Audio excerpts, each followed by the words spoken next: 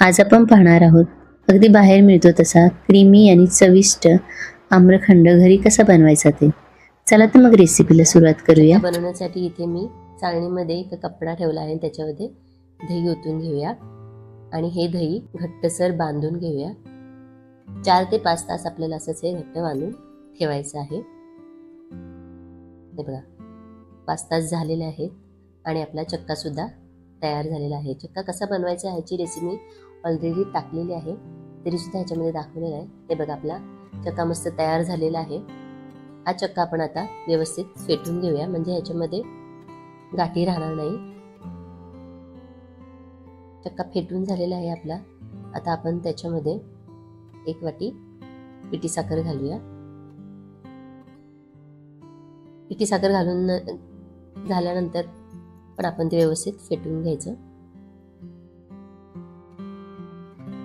आता आपण त्याच्यामध्ये केशर दूध घालूया. हे ऑप्शनल आहे, नाही घातलं तरी चालतं. थोडीशी वेलची पूड घालूया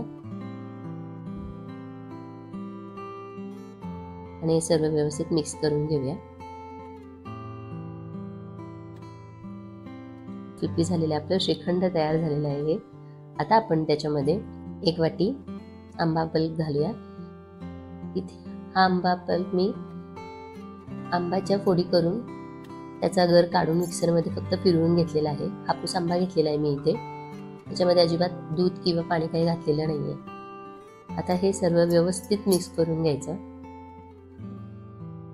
मस्त असं फ्लफी आपलं आम्रखंड तयार आहे. त्याच्यामध्ये थोडेसे ड्रायफ्रुट्स घालूया.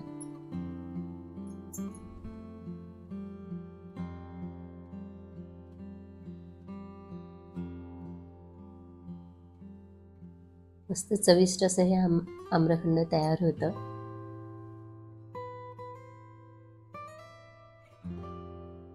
आम्रखंडाची कन्सिस्टन्सी बघा, एकदम मस्त फ्लफी झालेली आहे. तुम्ही सुद्धा नक्की करून बघा. आता हे आपण सर्व करून घेऊया. केशर दूध घालूया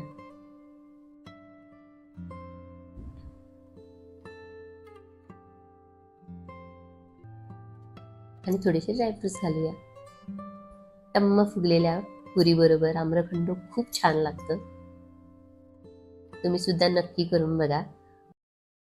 तुम्हाला माझी रेसिपी आवडली असेल तर माझ्या चॅनलला लाईक, शेअर, सबस्क्राईब करायला विसरू नका. थँक्यू.